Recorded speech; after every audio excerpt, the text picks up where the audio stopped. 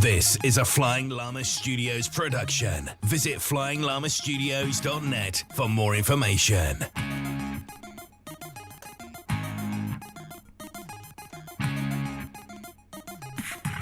And hello everyone, welcome to this week's Babblefish. My name's Daniel, and joining me once again with a massive grin on his face, it's Mr. Mark Wilson. Hi. Hello. Hi. Yeah, hello everyone, welcome to the show. We're an entertainment, technology, news sort of podcast. We talk about everything that I've just mentioned, and Possibly, yeah. No movie of the week this week, though. We decided to, basically we just completely forgot, is the honest truth. I mean, I did watch a movie at the weekend. Okay. But we didn't make a thing of it, though, did we? I didn't really go, we should do that as the one for the show. Yeah. Yeah, I don't know. I think just things just kind of slipped my mind this week. I can't say I'm particularly all that bothered, though, because the movie of the week feature always ends up to be a last-minute thing that we sort of squeeze on right at the end of the show in like 5 minutes, and usually we just end up saying, meh. Meh. Yeah, it's very, especially you. Yeah, right. So what's very, very difficult to find a movie, TV show, or anything that you go, wow, that was amazing. Yeah. So that was really good. Or I recommend that to pretty much everyone. Mm-hmm. Well, there we go. So anyway, that's no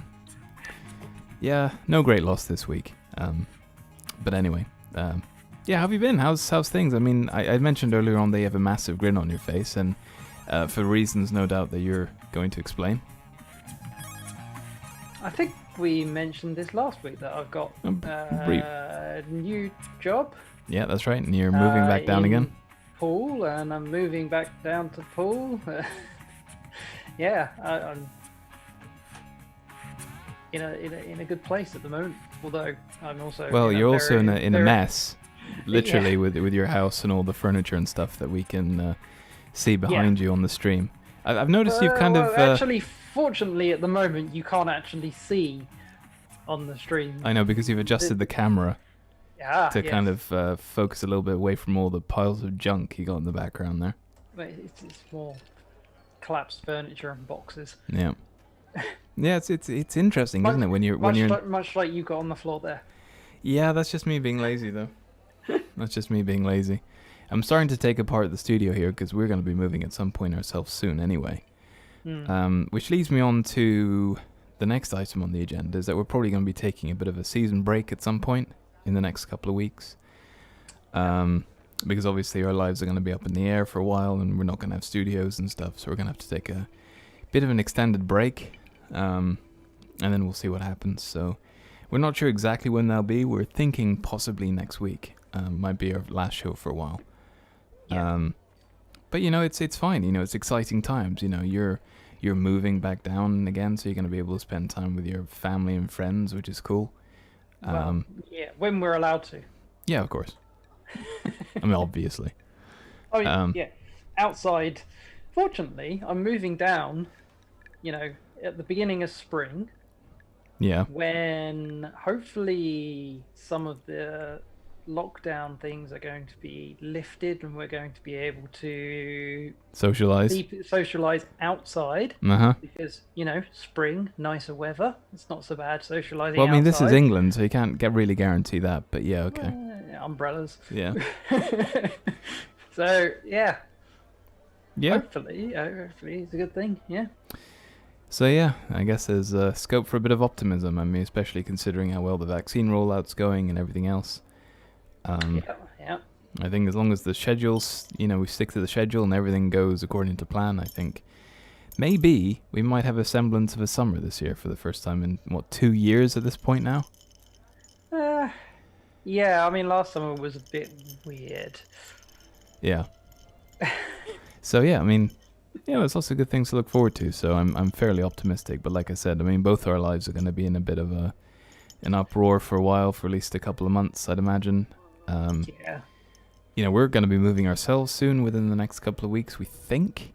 but that's just me sticking my finger up in the air and just going, meh, maybe. Yeah, I'm probably going to be moving similar time period to you. So. Yeah. Still, yeah, there's a bit of hope and optimism, I think, for the future. And I'm looking forward to getting into the new place. And I just really, really, really, really, really, really hope my neighbors are normal. Yeah, at least you got neighbors only on one side. Well, that's it. I mean, arguably you have got neighbors on the other side, but it's sort of like so far around the corner you don't care. Yeah, well, exactly. It's because it's a corner plot and there isn't any. It's just grass, isn't it? Yeah, that's the dream of every Englishman, to have a corner plot. Yeah. Well, it is. It's like, I've got a corner plot. Or just a plot in the middle of a field. Yeah. Well, I mean, yeah. We got a pretty big garden in the new place. Corners everywhere. Yeah. Still, yeah. So good times, I suppose. But apart from that, how have you been? I mean, I guess just focusing on all the moving and the packing and the. Yeah. It's been crazy busy. Sorting out packing. I've got tons to take to the tip.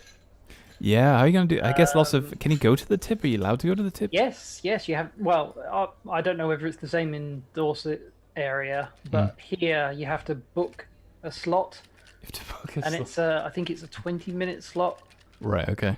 Well, it's not too bad. I mean, and what they're doing is they're releasing them in like 10-day increments. So you get like 10 days worth where you can book certain times. Yeah. So I managed to get a booking this weekend, and I'm gonna be getting rid of a load of stuff, which is a good thing. How much stuff can you fit in your car? Because you don't exactly have a big car, do you? That's gonna be it. It's gonna be lots of. I'm not sure. It's gonna be the proper test. But you can only get one trip in, really, and good luck if you manage to get like a slot full stop in that 10-day period. So it's going to be interesting to see how much stuff you can cram in your car, because realistically, you're only going to have one trip. Or maybe, I don't know, is it going to be that busy? I don't know, but I think I'll be able to get everything that I need to in there. And I'm getting rid of tons of clothes as well. Mm-hmm. Yeah. Because I just had so many. Yeah, it's all the stuff you built up over the years, I suppose. It is, yeah. I just have T-shirts that are like 20 years old. Yeah. Well, I mean, that's what we found as well. When we started clearing out the house like a couple of months ago, whenever it was. Literally a massive skip full of stuff, and I could probably do with another skip, to be honest with you. Like, I want to move as little as possible, and the stuff that we do move, I want to make sure that we actually need. I don't want to take anything that's unneeded. I would just want to have a massive clean out. I'm thinking I might do that at some point soon anyway. But yeah, I'll have to see how the whole tip business works. It could be interesting. Yeah, I have no idea whether they're doing the same sort of thing as here. It's quite a good idea, actually, because it means that they can, only have certain. I understand the reasons for it. Yeah. To be honest, I think it's something they probably should implement on a permanent basis. Because how many times have you been to the and they got queues going down the road? Yeah. Yeah. I spent an hour in the queue. Yeah, I know. It's always a bit crazy. But anyway, so as for me, I've just been doing a lot more drawing last sort of few days, less than I normally do. But I sort of made a point to do a little bit of drawing today. Yeah, it's something I mentioned yesterday when I was playing Final Fantasy, that you hadn't posted anything for a couple of days. Yeah, that's because I've been playing a lot of VR. Sort of doing a lot of crazy stuff in Oculus VR, which I'm really sort of enjoying at the moment. Which for me is a sort of escapism, I suppose you could say. I mean, I just enjoy socializing with people and talking to people, and all the games and stuff you can do. I just think it's great. I mean, it's as close as I'm going to get to socializing sort of with anyone at the moment, so I've just been sort of doing that. But I did force myself to do a little character today, which I sort of enjoyed doing, and yeah. But yeah, that's about it really for me, news-wise. So I think we should probably crack on with this week's news. I don't know if you want to pick the The first article. Ooh, let's go with the Elon Musk one, because Elon Musk's always fun, isn't he? Yeah, I'm beginning to wonder about this guy. This is not actually a fun article. Well, I can see where he's coming from, but it's not a good thing for British motorists. No, I mean, there's very little good news for British motorists. Every single time we turn around, there's some sort of something else. It's like... Yeah, so this article it's titled Elon Musk's Tesla lobbied UK to raise taxes on petrol and diesel. Mm-hmm. So apparently this was last July. Tesla basically asked the UK government to raise taxes on petrol and diesel cars in order to fund subsidies for electric vehicles. But this is also interesting alongside hybrids as well. Well, a ban on hybrids. Which is ridiculous. I agree with, because hybrids are entirely pointless. Well, yeah. I mean, you're either going electric or you're not. I mean, I think the point with hybrids is that they take less petrol. They take less petrol, but you're still buying petrol, which is but there's less demand on it, and it's better for the environment to a point. I mean, you could probably get into the whole, the pollution that's caused by the manufacturing process of all these cars and batteries and stuff. But I mean, I mean, which is true of anything.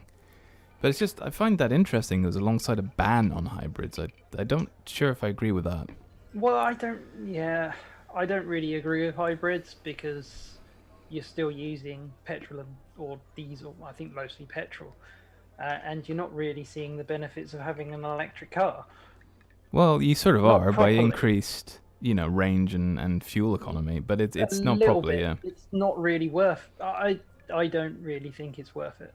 Yeah. If you're going electric, go electric.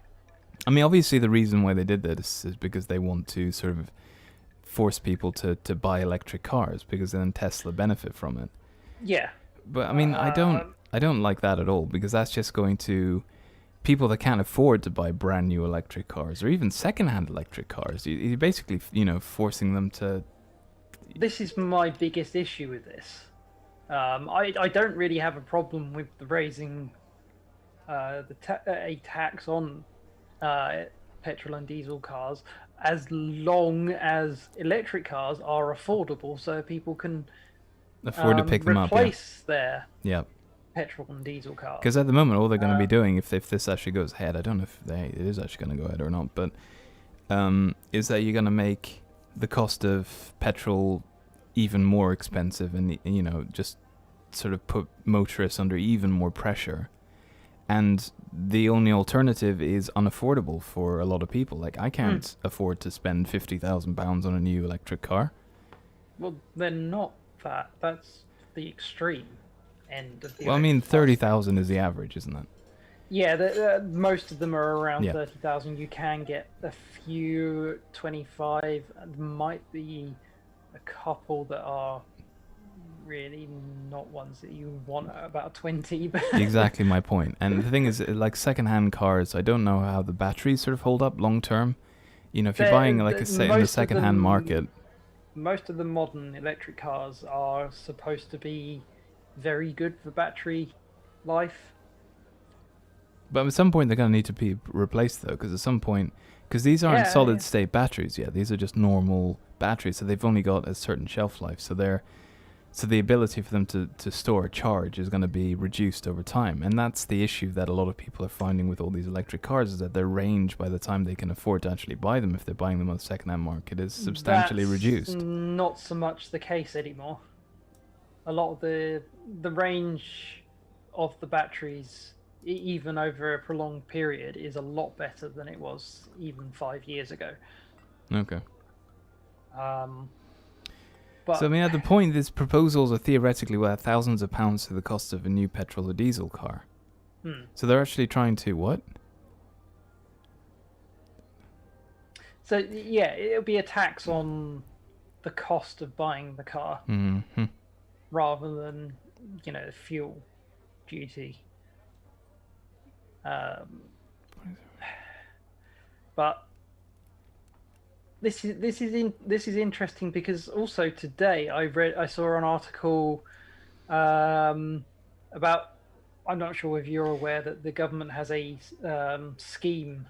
If you buy an electric car, you get like I think it's £3,000 grant. I think it was originally 5,000, but they've cut it in half to 2,500. Yeah, they're cutting it to 2,500. Which means it's even more unaffordable. yeah. I see these grants as entirely pointless. Because for the most part, if you can afford about 30 grand, you're not going to sniff too much about 2.5. I mean, granted, most people are going to be buying these cars on, some sort of higher finance. Purchase. I would imagine higher purchase, something like that. Yeah. Or, but I mean, this leads on to something else. So it says higher taxes on fossil fuels are seen by many environmental campaigners as a key part of tackling the climate crisis. So this also leads on to there are certain people out there that want to raise the taxes on fuel as well, because they seem to think that'll help the environment. It won't. Which no. Because if people need their cars, they need their cars. They'll pay for the fuel. Even though a lot of there are people out there that'll really struggle to do it. Obviously, the idea there is that they're trying to push people to buy electric cars, but as we've already mentioned, they're too expensive. And the other thing, of course, is I don't think the infrastructure is there yet within the UK. Not for the amount of cars we currently have. They would need to do a serious. True. Yeah, they can't just go, okay, now we all have to drive electric cars just like that. They need to spend a lot more money and time developing the infrastructure to cope with the increased demand. But you have also got the fact that you can get, if you happen to live in a house where you've got a driveway or a garage, you can obviously install this is interesting. Charger there. Yeah. You can also use the 3-pin wall plug. Granted, that's a very slow charge, but you still get a charge. To a certain degree, yes, the infrastructure isn't there, but it is kind of there as well. The biggest problem is people that live in flats. Yeah. Where do they charge? That's it. Yeah, that's something else. Or that don't have access to a driveway that they can put a charging point on. It's interesting how, leading on from that, Tesla's bought 1.5 billion in Bitcoin.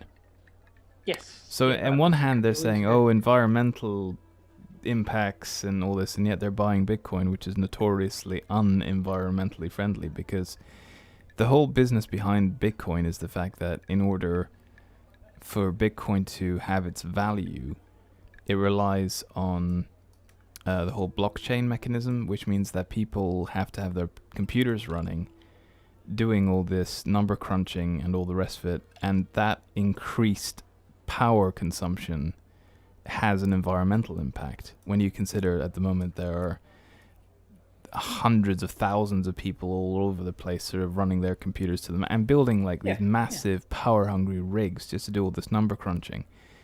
So they're saying that, so that's going to have an impact as well. I think so it seems like they're very picky about their...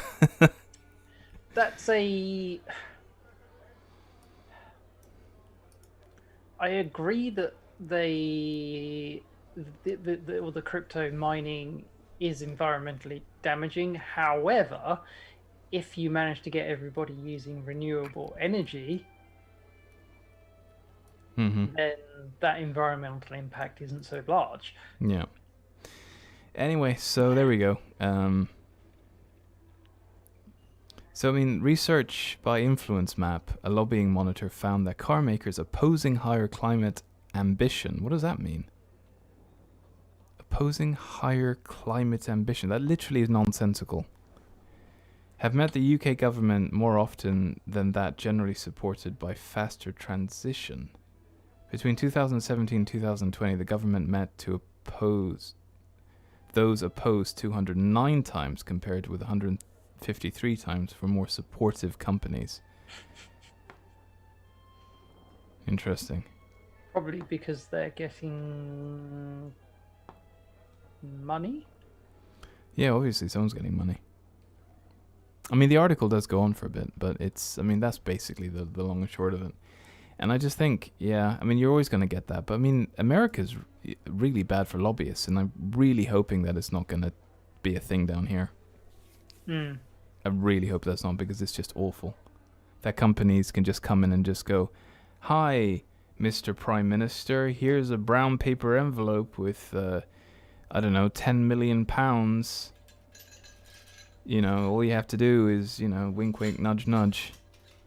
It's awful. It's wrong. Yeah, the last paragraph on here is interesting. Tesla also argued that car manufacturers should be forced to sell a certain proportion of zero-emissions vehicles. A zero-emissions mandate, they called it. Similar to the company's home state of California. Well, you know why that is, right? Because a lot of these car companies that manufacture petrol cars don't manufacture electric cars, and probably don't have the money to develop the infrastructure and technology to make these electric cars. But they are now. Most of the big car manufacturers are developing electric cars. Well, I mean, the whole business behind that is that they hope they'll drive the smaller manufacturers out of business, because they won't be able to meet those targets. True. So the less competition is obviously good for Tesla. It's so manipulative. It's so manipulative. Because there was a thing the other day from Volkswagen about their cars.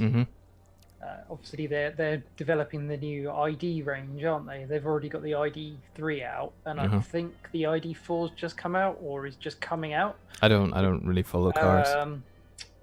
And they announced that they're going to be doing a thing where you can charge your house from your car. So basically, you're putting that charge back in. Yeah. All right. Well, anyway, this isn't the electric car show, so we've spent a good, like, I don't know, 12 minutes now talking about that. So should we move on to the next bit of news then? I suppose. So, NVIDIA confirms it accidentally unlocked the RTX 3060 Ethereum mining. So so for those uninitiated amongst you, NVIDIA are a company. They develop computer hardware, specifically graphics cards is what they're most known for. And amongst others.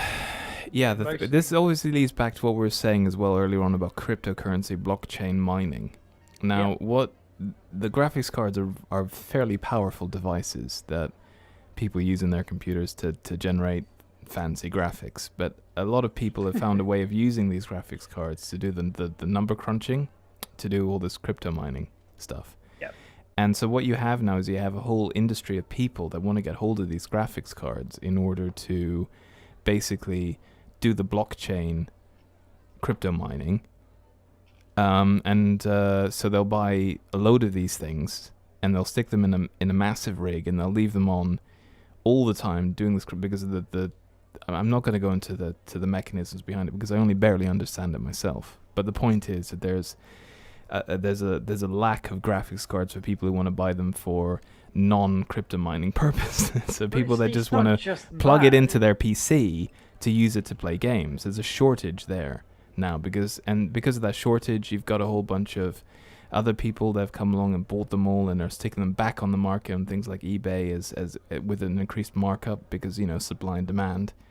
So you've got like a whole industry of people that are going, oh, you can't get hold of any more graphics cards? Well, I've got a pile here. All you have to do is pay double the price that they retail for. Basically, crypto mining has destroyed the graphics card market, and I think it started with the 10 series of NVIDIA cards, so the 10 like 70s and 80s, not so much the 1060s.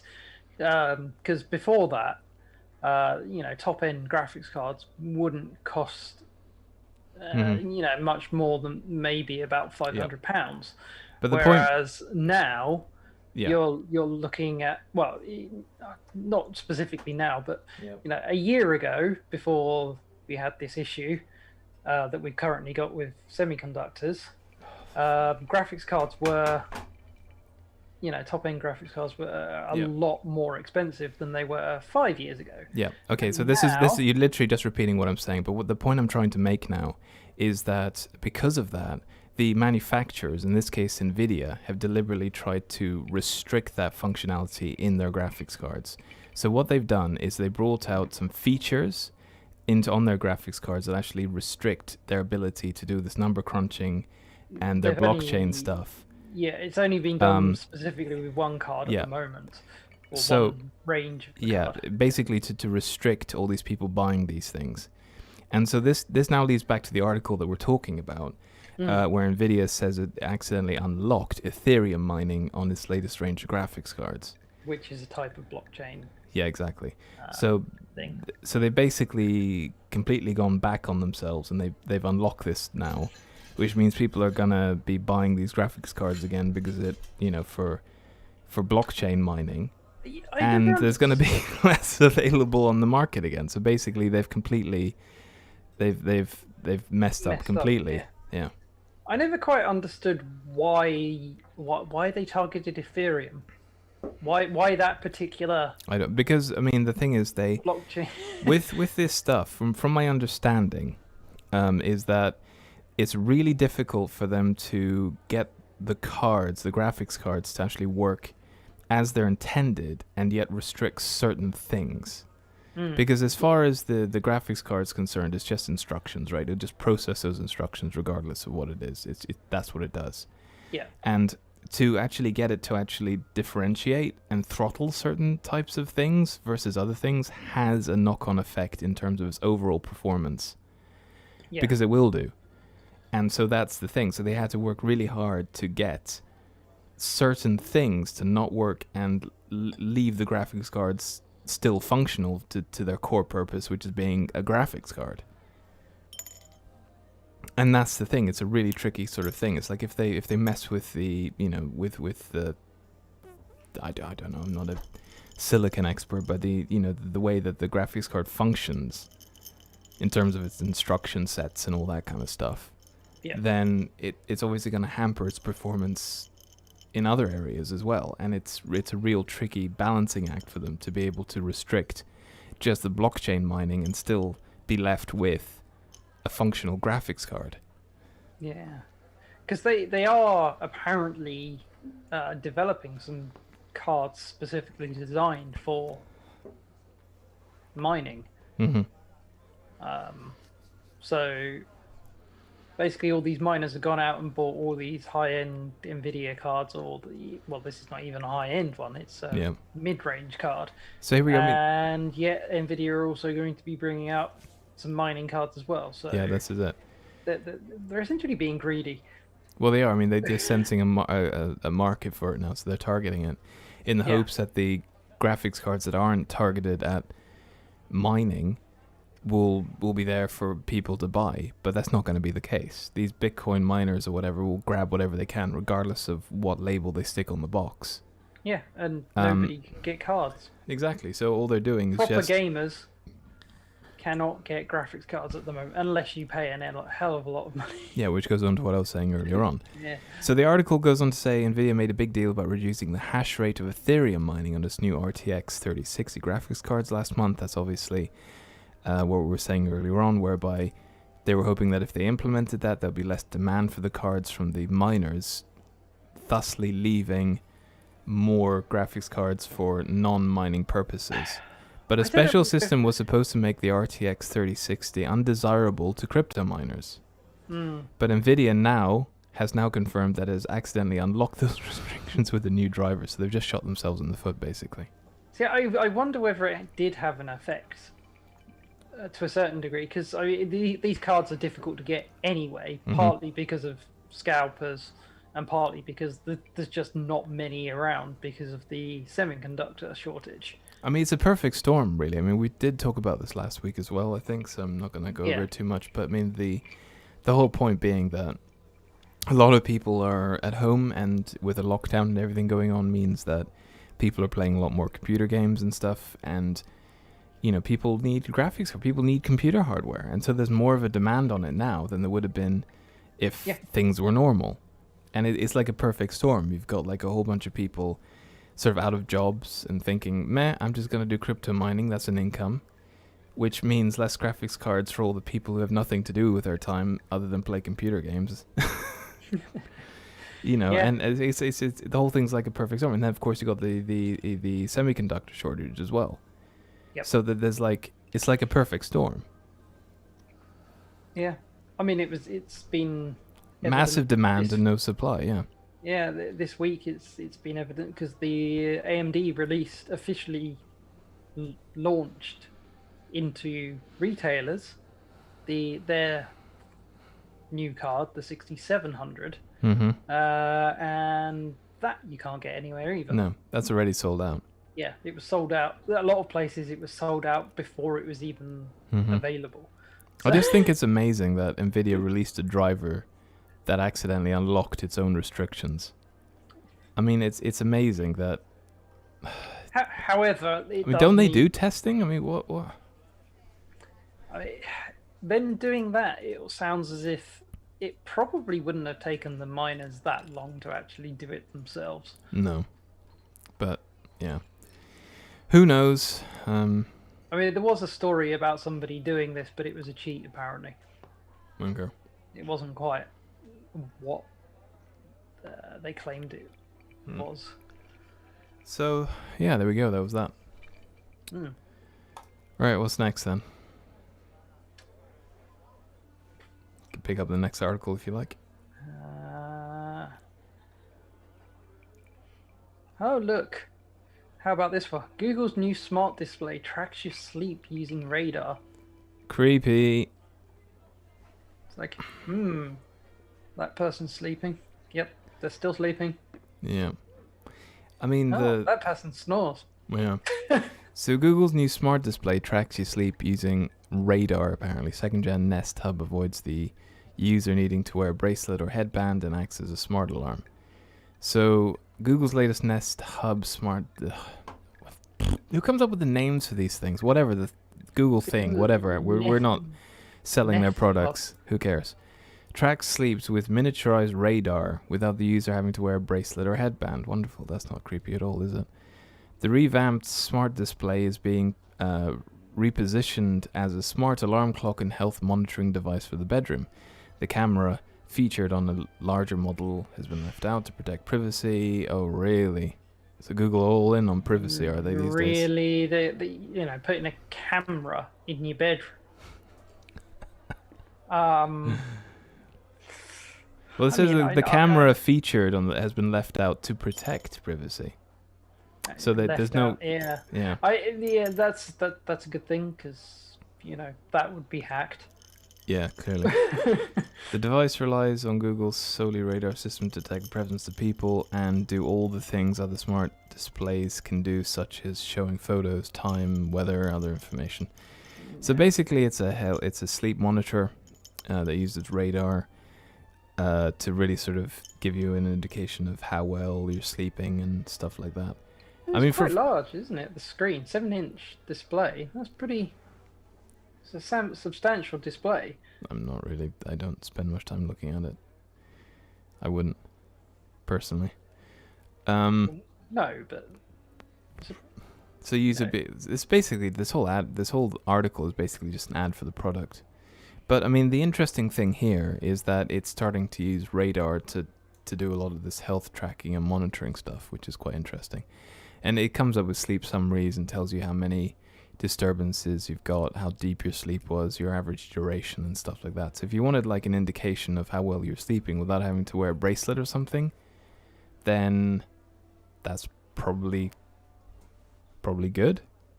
Because I know I've been sleeping awfully last couple of weeks.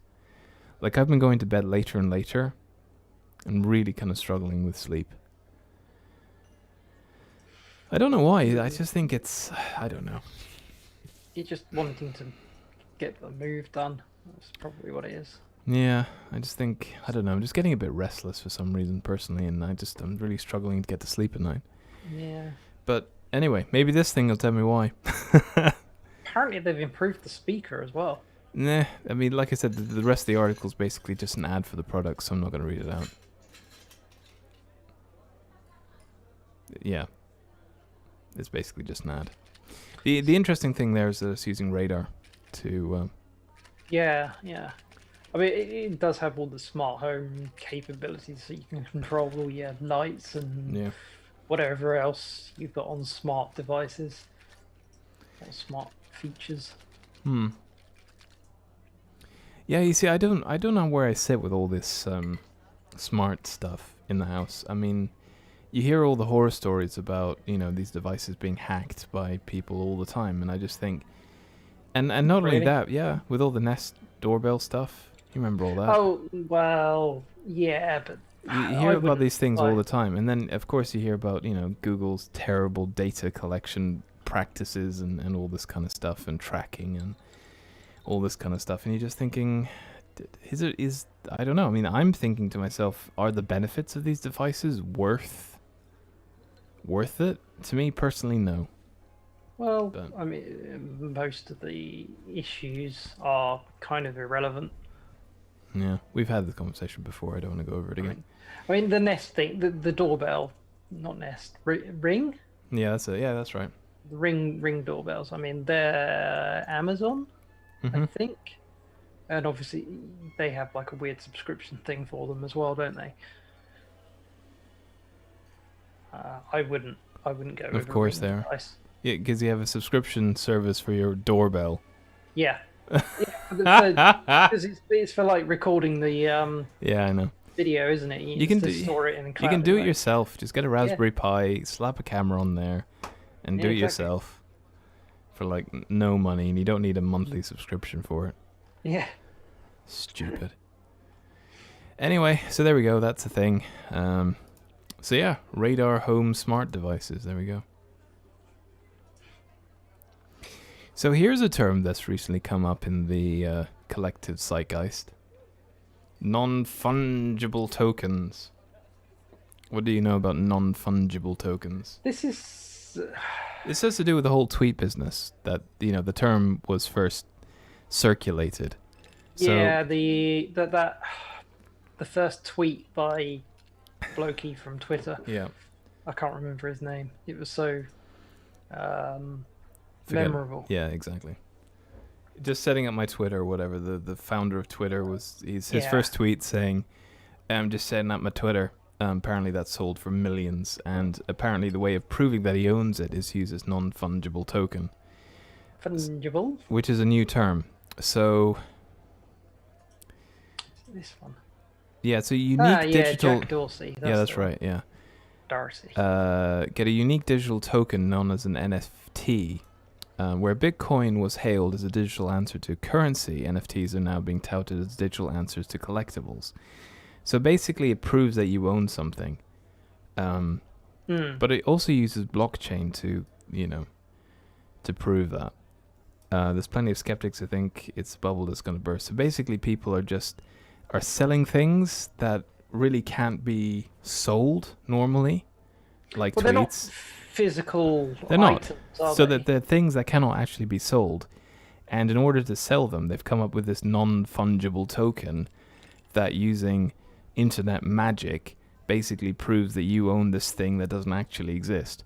Which is it's basically just a scam at this point. It's like why would you spend £2.5 million to own a tweet that is public available? That's available publicly anyway. So just to say that you own it doesn't give you. Yeah, I mean, you could argue it's the same as people buying games, digital games. Although I think a lot of the companies have changed their clauses in that you don't actually own the game, you own the right to play the game. Yeah, that's it. But it's just interesting how to wherever there's a way for people to make money, they'll come up with a new and interesting way of doing it. Like to own something that doesn't actually exist, they came up with a whole thing called non-fungible tokens that says, it exists. It's just in a bubble sort of thing. Yeah. It exists. So in the NFTs virtual are world. one-of-a-kind assets in the digital world that can be bought and sold like any other piece of property, but they have no tangible form of their own. The digital tokens can be thought of as certificates of ownership for virtual assets. Yep. So yeah, it's basically just that. It's a way of selling stuff that doesn't actually exist. Traditional works of art such as paintings and valuables are one of a kind. They can be easily sold as, because they're physical, but these are for non-physical things. Can be tokenized using these non-fungible tokens in order to create a digital certificate of ownership which would then allow that item to be bought and sold. And presumably, if somebody was to copy it, that would be illegal. Yeah, it's interesting. I mean, it's yeah. Records cannot be forged because the ledger is maintained by thousands of computers using the blockchain thing. I'm not going to get into blockchain because that's a whole can of worms. But yeah, it's using blockchain, like I said, to prove that, Yeah. who owns it.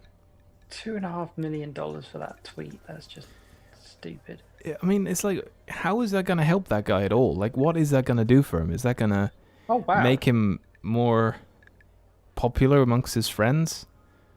Have you seen this other one though? What's that? This this piece of art apparently by somebody called Beeple. No. An artist called Beeple had an NFT digital art that sold for £50 million at Christie's. Really? Yeah. So basically, it's just a way of them to sell something. Yeah. It's just, I don't know, it's crazy. You'll start seeing that a lot more in non-fungible tokens. Because it's, You're a non-fungible token. It is, yeah. Where there's a will, there's a way, right? Yeah. Where there are idiots, there's profit to be made. Yeah. I mean, even like the person that come that on, sold that tweet, going back to that Twitter tweet, said, yeah, it's really shady and a bit, Yeah, but I mean, £50 million pales. That tweet pales in comparison to that. Yeah. Cool. Well, there we go. So that's a term you're going to start hearing a lot more of. So at least hopefully we've explained it in a way that makes it understandable. It's a brave new world. It's a stupid new world. Anyway, whatever. To play devil's advocate, I can kind of see the whole point of, the thing is with digital assets, they can be copied and redistributed quite easily. And if, an artist makes a painting, then maybe he doesn't want, or he or she doesn't want the whole world to be able to just freely copy and distribute it. Maybe he does want to, them, whoever it is, might want to have some sort of control over it. And so by assigning it this digital certificate or non-fungible tokens would mean that only one person that, yeah. So I can kind of understand it to a point, but at the same time, it's crazy. Yeah. What sort of control do you get? I mean, with the tweet in particular. Well, it proves that that one person can own it. Yeah. As long as Twitter is around, it's always going to be viewable on Twitter. And of course, now that every news site in the world has got a capture of it, it's always going to be available on there as well. So exactly. What is the point in owning that? Well, I'm talking about purely just art or specific art. I mean, yeah, these arts. In that case, yeah. This one from Beeple, somebody called Beeple. Never heard of him. Apparently, it's called 5,000 Days, and it's been worked on over 13 years. Yeah. So basically, it's a way of proof of ownership of if they sell it to an individual, they have the rights to that item, and nobody else does. So if somebody else copies it, or whatever has a copy of it and they haven't actually bought it, then, you could possibly prosecute them or whatever and just go, you're a pirate or whatever, and that's the end of it. So it's a way of controlling things, yeah. The same sort of thing as, like, if you were to pirate a movie or MP3s, music, Well, I don't think that would work. Similar it's sort not. of thing, No, it's totally different because the art is one of a kind. That's the whole point. They're trying to limit it. But if you were copying it and using it on your site, yeah, and you don't own it. And you don't own the right to do that. Yeah.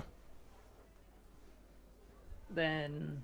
Well, that just goes back to what I was saying earlier. So yeah, I mean, it's just a way of proof of ownership, and that's it. That's all it really boils down to. Which you've already got copyright anyway. But the thing is, with the digital asset, this is it. How do you prove that you own it? Yeah. That's my whole point. So that's what this non-fungible token is supposed to do. Usually it's digitally signed. Oh, imagine, maybe you should do that with your art. Non-fungible tokens, no. Yeah, make non-fungible tokens out of them. No, I can't be all that. I don't think anyone really cares, to be honest with you. But anyway, so moving on. So something that some people may actually care about. Now, when GDPR came out, I can hear people switching off already. Sorry, I just got to go to sleep. Yeah. It was a European General Data Protection Regulation. Basically said that people have to be responsible for people's data. Yeah. What an amazing concept that was, because a lot of companies did play fast and loose with people's data and just kind of stored it sort of, incorrectly or unsafely and all the rest of it. A whole industry's popped up. This basically turned the whole thing into a massive shakedown for a lot of companies. Mm-hmm. And of course now that has had other impacts on a lot of there's a whole industry of this stuff now. Because if you have a breach in your data protection or whatever, you have to report it to these people, and then they do an investigation and everything else. So there's like a whole industry now. But the UK is going to depart from GDPR now that we've left the EU. So apparently. So I don't know what they're going to do. Let's read the article. The government has set the first signal of its intention for the UK data protection laws to part company with the EU's general data protection regulation. So they're separating from that, but they're not removing UK data protection. So I wonder what the difference is between them. In the Financial Times article last week, Culture Secretary Oliver Dowden said that he would use the appointment of a new information commissioner to focus not just on privacy, but on the use of data for economical and social goals. Not quite sure what he's trying to get at there. Very vague, isn't it? The current information commissioner is due to leave her post in October, and under that regime, too many businesses and organizations are reluctant to use data. Well, of course, because currently everyone's petrified of being sued. Yeah. I mean, that's what they're saying. Essentially, it doesn't say that they're afraid of being sued, but it's essentially that's it. Basically, yeah. Yeah. Either because they don't understand the rules or are afraid of breaking them. So people just have as little to do with personal data as possible, which I totally understand because everything's just gone crazy. While the UK has secured a draft adequacy agreement with Brussels on data standards, it does not have to copy and paste the EU's rulebook. So there's going to be selective picking and choosing as to what they adopt. Exactly, yeah. They'll just go, that works for us, that doesn't work for us. Or, we can get this data from people now. Yeah, so meanwhile, one of the architects of GDPR last week called for the regulation to be updated to take into account developments as using blockchain technology, artificial intelligence, and widespread move to home working. What? What's that got to do with anything? What? That's literally makes sense. That's a complete non-statement. It seems like the article's not complete. Yeah, that's a non-statement. So whatever. Anyway, so basically we're going to be separating ourselves from the European Data Protection Regulation and adopting our own with apparent equivalence to the EU's rules, but we're going to be selective about what we pick and choose. and hopefully to make it a bit more easy for companies to use data in order for, I don't know, what do they call it? Social and economic goals. There we go. It'll be interesting to see how that will work when working with Europe. I don't know what's going to be happening over the next sort of few years. We are going to be working with Europe, of course. I mean, at this point, our relationship with Europe is going so quickly down the toilet, it's unreal. So I have no idea what's going to happen long term with any of this stuff. I mean, nobody does really. Yeah. It's just, I mean, it's interesting. I mean, you see that all the time. You see all these small companies that are absolutely petrified of using customer data because just, even if there's something that was completely out of their control, and there was some sort of data breach or something, they're somehow responsible and they get sued and prosecuted, and then the whole company goes, it's awful. Yeah. I mean, at one hand, I do understand that companies have a responsibility to keep customer and personal data safe. I understand that. But I think the whole industry is definitely weighted at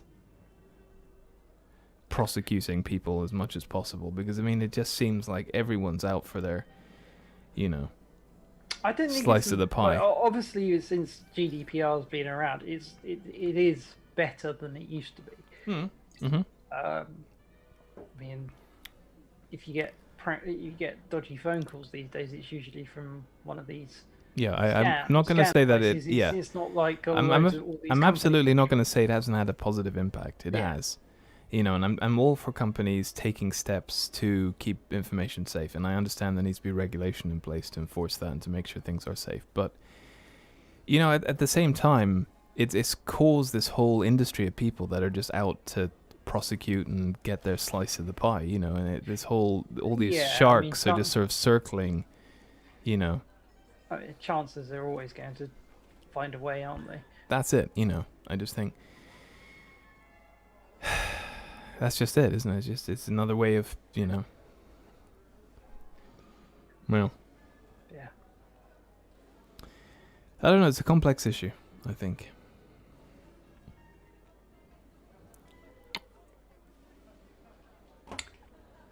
Anyway, so with 8 minutes left of the show then, we've got one last article to talk about. Obviously no movie of the week this week because we completely forgotten rubbish. Yeah, and have other things going on. Yeah. Yeah, the last article that we've got, or the last thing to talk about is, well, it's Facebook, but it's not Facebook. Sort of. So apparently. Oh, I'd just like to say hello to Mark, who's yeah. So going back to the what we were talking about earlier on, the whole GDPR business. So hopefully no more draconian measures. Parity would be okay. Less would be better.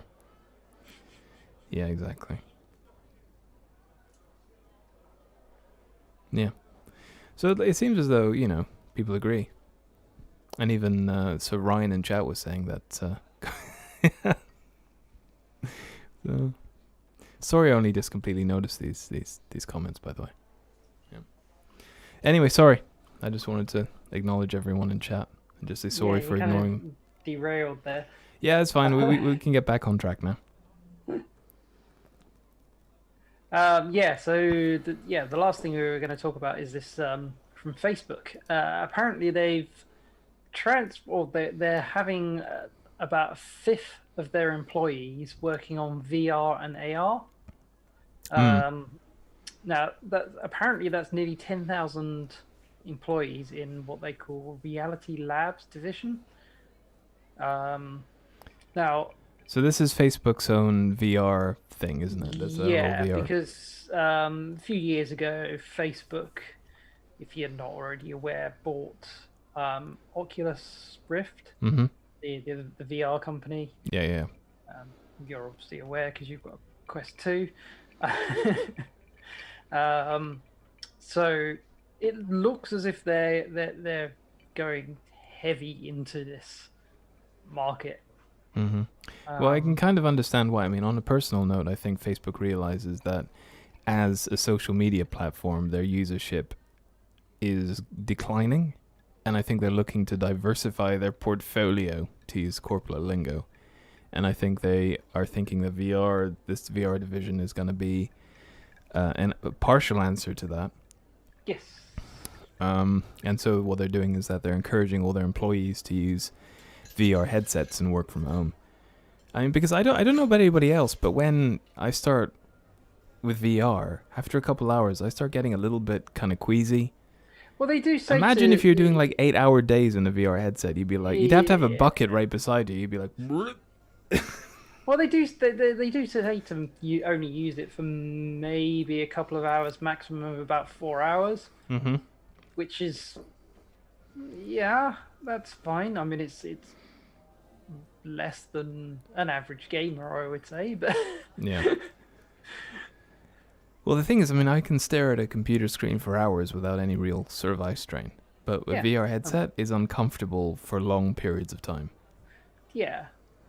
I don't think it is designed to be used for long periods of time. So yeah, takes you 2 hours. I find it only lasts a couple of minutes before I get queasy. Yeah. It depends.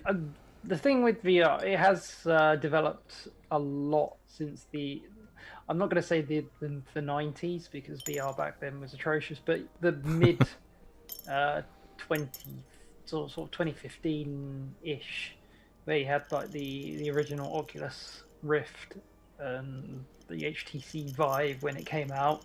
Mm-hmm. They were good VR headsets, but compared to today's offerings, the advances are just phenomenal. It's amazing the progress they've made with them.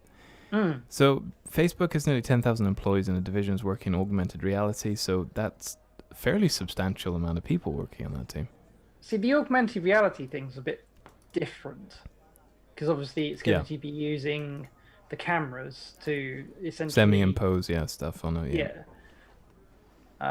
Whereas just the standard VR is you in a different world. Yeah. Different environment. Yeah, this suggests that Facebook has been significantly accelerating its VR and AR efforts. The Oculus VR division accounted for over 1,000 employees at a time when Facebook's headcount was 18,000. So it's a good like half of the company, basically. Indicating percentage somewhere, yeah. Since then, Facebook has shifted its VR focus away from the Oculus Rift-style tethered headset, releasing the Oculus Quest and Quest 2, which I've actually got. Other headsets are available, which I actually quite like. It's pretty good. Apart from the fact that it's got Facebook in it, so you have to log in and stuff. But yeah.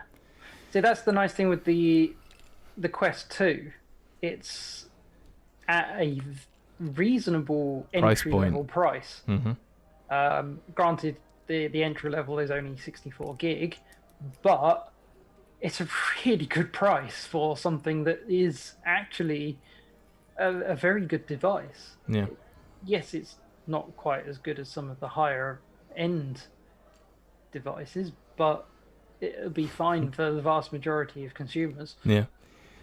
Mark's commented, I reckon AR's got a very short lifespan, but VR sounds like it will kick in, especially if everyone ends up living in a box. But at least with VR, we'll all be happy in our virtual worlds. Yeah. It'll be a cross between, what was it, Ready Player One and WALL-E? Yeah. Wow. So, with the floating chairs. Wow. Yeah. Anyway, so we have to wrap things up. We're almost to the end of the show today, but I just wanted to finish off this article. Today, most of what Facebook does, according to Zuckerberg, is we're building on top of others' platforms. He said this Facebook's AR and VR ambitions. I think it really makes sense for us to invest deeply to help shape what I think is going to be the next major computing platform. This combination of augmented and virtual reality to make sure that it develops in the way that is fundamentally about people being present with each other and coming together. And giving your data to Facebook. But they didn't add that on the end. I think he's got a point there, though. Yeah, I mean, the thing is now, it's cheap enough. I mean, relatively cheap, right? So a £300 headset, whereas a couple of years ago it was £1,000. Yeah. So it's come down significantly in price. And that's just to do with I don't even know if they're making a loss on selling those, just to try and probably, yeah. What we do is build upon others. Pretty much Facebook's MO. Yeah, that's it. Cool. Well, I think that's it. Unless you have anything else to add. Not this week, I don't think. Mr. Wilson. We are out of time. We are out of time. So yeah, all that's left to be said is thank you very much indeed for listening and watching, and thank you to everyone in chat. Sorry it took me so long to notice you, the guys there.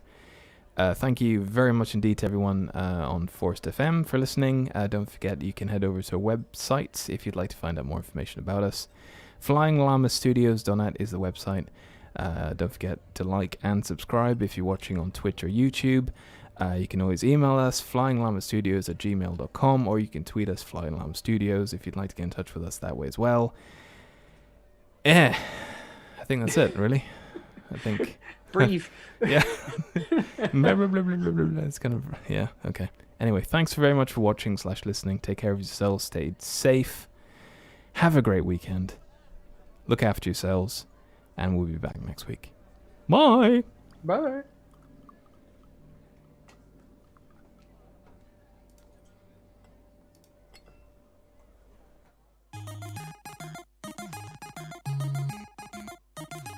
This was a Flying Llama Studios production. No llamas were harmed in the making of this program.